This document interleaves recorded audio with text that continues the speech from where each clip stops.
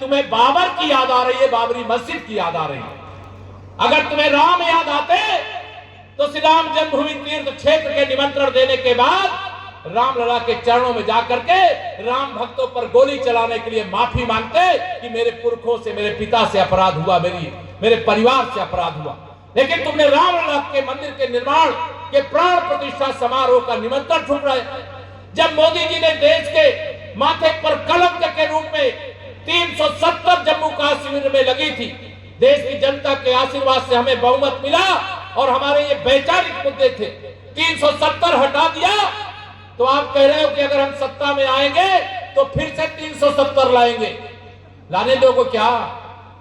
राम जन्मभूमि पर फिर से बाबरी मस्जिद बनाने दोगे क्या? दोनों हाथ उठा बताओ, बनाने दोगे क्या? 370 लाने दोगे क्या? अब 400 पार होने के बाद ये राहुल गांधी जी और अखिलेश यादव जी को डर है कि नरेंद्र मोदी जी के नेतृत्व में 400 पार के बाद हम लाहौर इस्लामाबाद की तो बात नहीं करते, लेकिन पाकिस्तान के कब्जे वाले कश्मीर में तिरंगा जरूर फहराएंगे, या यहां पर कहना चाहते हैं। ये इनको डर है।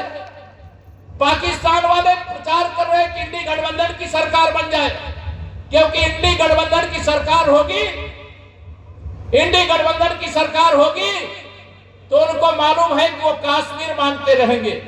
लेकिन अगर मोदी जी के नेतृत्व वाली एनडीए की सरकार होगी तो कटोरा लेकर के पाकिस्तान दुनिया में भीख मांग रहा होगा। इतना अंतर है। इसलिए यह सब मोदी सरकार नहीं बनने देना चाहता।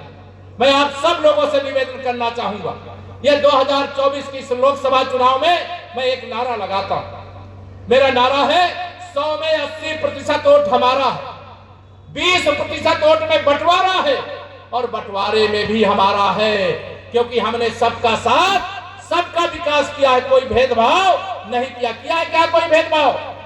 तो आप सबसे मेरी विनती है, प्रार्थना है। मैंने कहा था, अरविंद जी को भी कहा था, ओम प्रकाश भाई को भी कहा था कि मैं पूरा एक दिन मऊ लोकसभा में रहूंगा। संयोग कुछ ऐसा बना कि एक दिन का पूरा समय नहीं निकल पाया। आज अभी मेरी यहां से 2-3 सभाएं और हैं। एक सभा अभी चंदौली लोकसभा में, 2 सभाएं आदरणीय प्रधानमंत्री जी के संसदीय क्षेत्र में।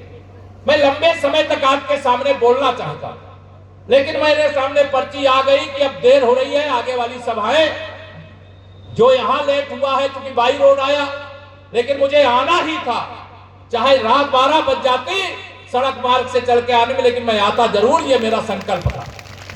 लेकिन मैं अब दिन भर का समय नहीं दे पाया, तो मेरी जिम्मेदारी आपके कंधों पर डाल दो। तैयार हो? आज से लेकर के और 1 जून शाम तक आप सबसे मेरी विनती है कि पूरी ताकत से मेरा बूथ सबसे मजबूत के संकल्प के साथ, मोदी जी ने बस इतना कहा है कि अगर मैंने 370 हटाया है तो केशव जी जाना तो लोगों से ये जरूर कह दिया करना कि मोदी जी ने सबको प्रणाम कहा है, जय श्री राम कहा है और एक निवेदन किया। मोदी जी ने जो कहा है बता दो, दोनों हाथ में बता दो। मोदी जी ने कहा है कि मैंने 370 हटाया। 2019 में हम यह लोकसभा सीट हार गए, लेकिन 2024 में उस हार का ब्याज के साथ हिसाब चुकता करना। तैयार हो? तो क्या करना पड़ेगा? हर बूथ पर 370 वोट, जितना वोट 2019 में मिला था उसमें 370 वोट बढ़ाना है। आवाज हनुमान जी का दिन है। हमारे हर कार्यकर्ता हनुमान जी की तरह शक्तिशाली होते हैं। जब सपा की सत्ता रहते हुए आपने यहां भाजपा को जिता दिया था, तो अब तो सपा सदा के लिए समाजवादी पार्टी बन गई है। तो 2024 में मेरे अरविंद जी को जिता दोगे? जो लोग अपने बूथ पर 370 वोट बढ़ा सकते हैं, जो लोग 370 वोट अपने बूथ पे बढ़ा सकते हैं, जरा हाथ उठा के बताओ जरा मुझे। सब लोग बढ़ा सकते हो ना? तो मैं आप सब लोगों से यही निवेदन करूंगा कि आपने जो संकल्प लिया 370 वोट बढ़ाने का, 2019 में जितना मिला था उसमें 370 बढ़ाना।